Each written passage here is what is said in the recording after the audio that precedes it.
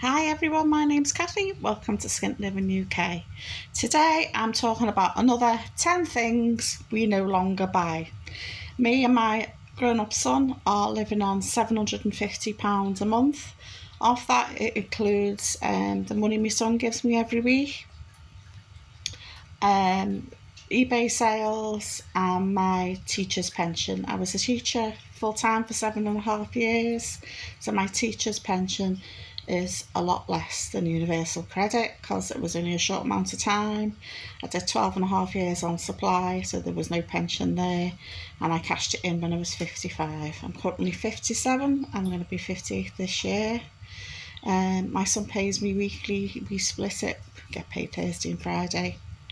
Tuesday and Friday, so I can go do shopping and pay little bills and stuff. So yeah, in total we live on £750 a month, which is a lot less than a lot of people are living on. So if you're new here, it's bringing you up to speed about where we are. And basically I've got two goals this year, is to pay off my last debt. I had 8 and I'm down to 1 using the Dave Ramsey snowball, and so I'm saving up for my emergency fund at the same time, and my son is saving for a deposit for his own place because we're hoping to move to Scotland, where my older son is already there. He's been there a couple of years with his girlfriend and I miss him. It's doing me head in. So if you're watching, hey honey. Right, so let's get into the 10 things that we no longer buy. I'll also do a link of the first 10 things we no longer buy, so you can have a little look at that as well. Okay, number 1, controversial I know, Amazon. We don't buy anything from Amazon. My son used to buy little bits of bobs and I moaned at him, and he got so sick of me moaning at him, he stopped buying. Plus I said to him, you're supposed to be saving for your deposit. Every time he thinks of buying something like a game or something, I'm going, what about your deposit? So yeah, Amazon, I don't like buying from them because it's the epitome of corporate greed. They treat their workers like slaves. A neighbour down the road used to work for Amazon, and he said there would be ambulances coming all the time because people were injured, overworked, on the just like really struggling physically, is probably as well as mentally, working with such great big targets that they have to achieve per hour. I think they treat the drivers the same. Excuse me, I'm sorry, I'm still got a little bit of a cold. They treat the drivers the same, so much so that they don't have time to go to the toilet and they're paying in bottles, which is disgusting, isn't it? No one should work like that. That's like Victorian working circumstances. It's just disgusting. We don't use Prime, we don't use deliveries, these 24-hour deliveries and all that. I know people think it's convenient, but the people who are working for Amazon are literally paying the price for you to have that convenience. Buy elsewhere. Amazon are ethically and morally bankrupt. And Jeff Bezos proved that by being on the podium with Trump when he got inaugurated, didn't he? So no doubt he's give Trump a little backhander too. If you notice my scruffy appearance, I'm like this because I'm about to do a bit more tiling. If you look at my back catalogue, my playlist of videos, you can see I'm slowly doing our house up, and I mean slowly because I've got arthritis, my hands are buggered. So I'm just going to try and get late. I'm hoping to get to the ceiling today because I've got about 3 rows to do, so I'm hoping to get to the ceiling today in the shower. Fingers crossed. Number 2, we don't pay for a phone on a phone contract. We don't pay for the phone itself via contract, and we don't pay like the data every month. My son bought his phone outright, I bought my phone outright, and we both do pay as you go, as and when. My son tops up his monthly, I just do it whenever I feel like, because my children just ring me, or people who know me ring me or text me, so there's no need for me to keep topping it up. So I know a lot of people, like, their life revolves around a phone. I've got a laptop, so I tend to use that more than my phone. Number 3, I don't buy all these squirty bottles of household cleaners, all these things that do that job, this job, that job, the other job. The only household products I buy are washing powder. I don't buy tabs. The cheapest way of washing your clothes is with washing powder, and I use washing powder to do a myriad of stuff like cleaning the floor, cleaning out the bins, tipping it down the toilet to rinse out the toilet, rinse out the bins. I've got a dog, a bulldog, so when I clean the backyard where she's been, I use the washing powder. I use washing up liquid to do the dishes, now and again bleach. I use those little scrubby sponge things and Brillo pads, which are like wire soapy squares that you use for scrubbing things like your pans, and I use them on the oven as well. So no fancy cleaners or anything like that. I have asthma as well, so I can't use stuff like those oven cleaners because they just really make me cough and feel sick for days after. And all these window cleaners and things like that. No, I use a damp cloth and wipe the windows. Downstairs, inside and out. So that brings me on to number 4, a winter cleaner. I no longer pay for a winter cleaner. Excuse me, just going to grab a coffee. Where we used to live, we moved in 2020, the winter cleaner was supposed to come every fortnight, and he didn't. And he wouldn't come knocking, he'd leave for 2 or 3 months and say he'd been about 10 times. So he was lying about how many times he'd been, he was lying about how much you owed him, and I got fed up with it. And then when we moved here, a different winter cleaner was doing the same. So obviously they're talking to each other and I go, how can we rip our customers off? We run cleaners often, and we say we have, and they ask for the money. Sorry now. Once a year, my neighbour's got one of those pipey, tall, extending thingy cleaner things for the windows. I borrow that and do the upstairs windows. The rest of the year, I just clean the inside of the upstairs windows and clean the inside and outside of the downstairs ones myself. Because I'm fed up of workmen of various types thinking that it's their given right, their entitlement to rob people. So if you're a workman, I'm sorry if you took offence, but that's my personal opinion, because I've had many workmen in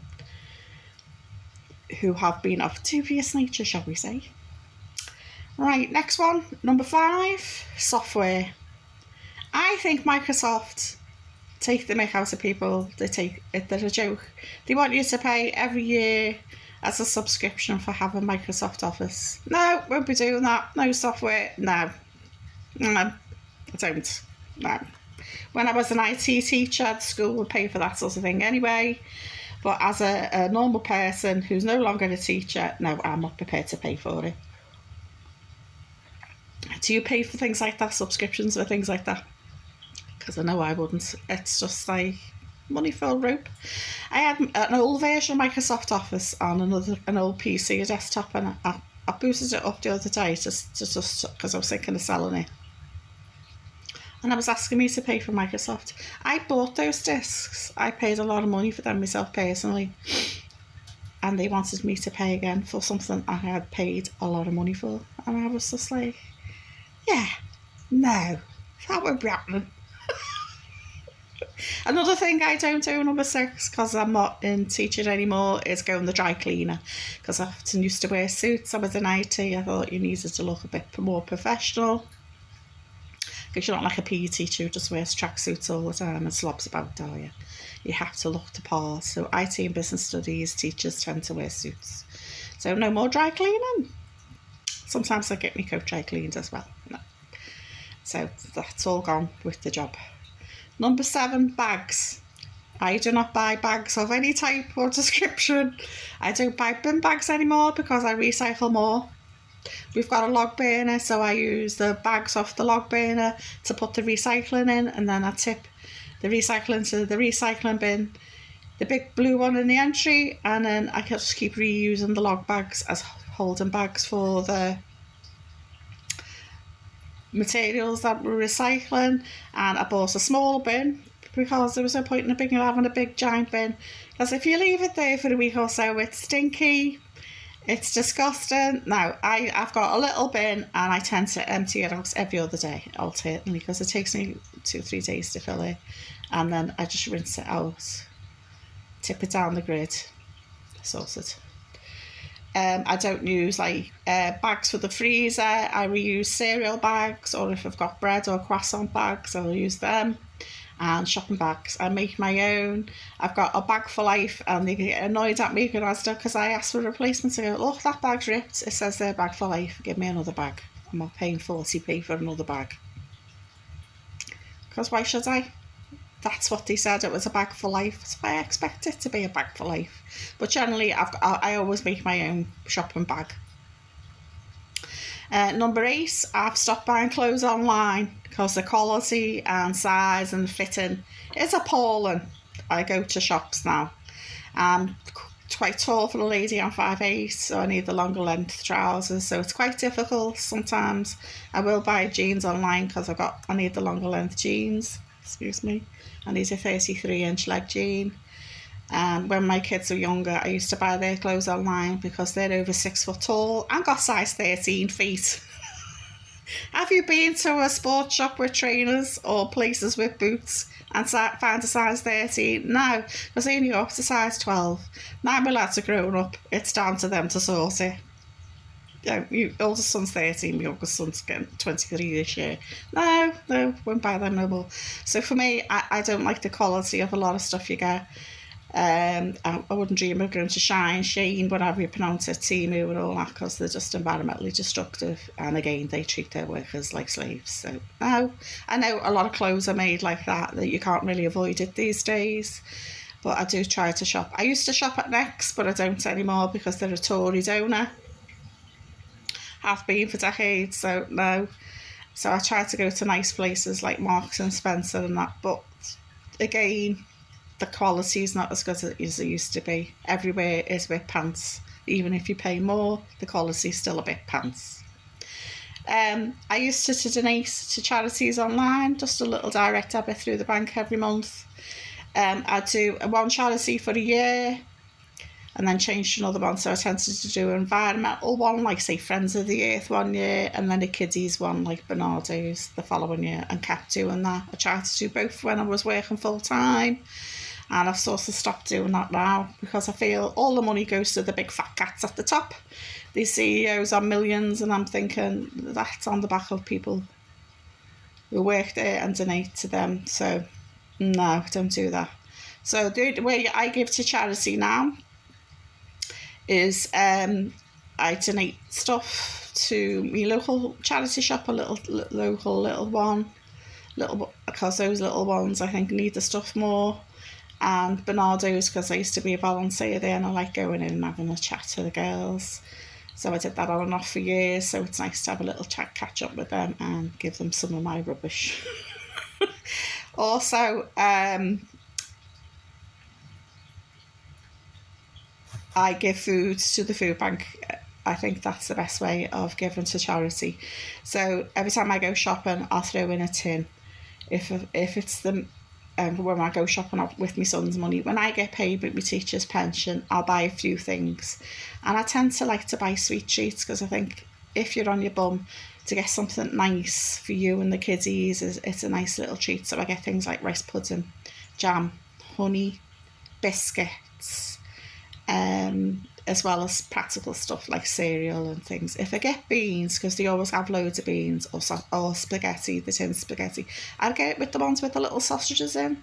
So I think if they throw some chips with that or some mash, that's like a little meal, isn't it, Rob?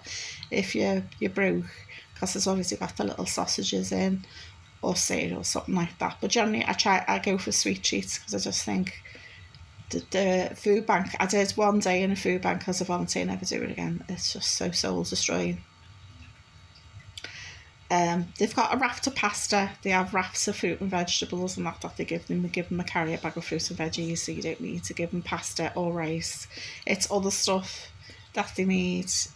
Sometimes in our Asda they're there and they give you a little list of the things that they need, and the things that I've been getting, like the jam and the rice pudding, honey, stuff like that, that's on their list, so I've sort of stuck with that.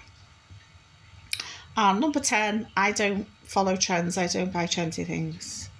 They're all this boucle furniture and Stanley cups. It's just like, yeah, I see there, I haven't got ticket written there. I don't do that. I don't follow the trends, because these trends, they want you to redecorate your house every year. They want you to buy all these micro clothes trends. no, every fortnight they want you to buy this latest doodah that does something, and then when you get it, it's rubbish at doing that something.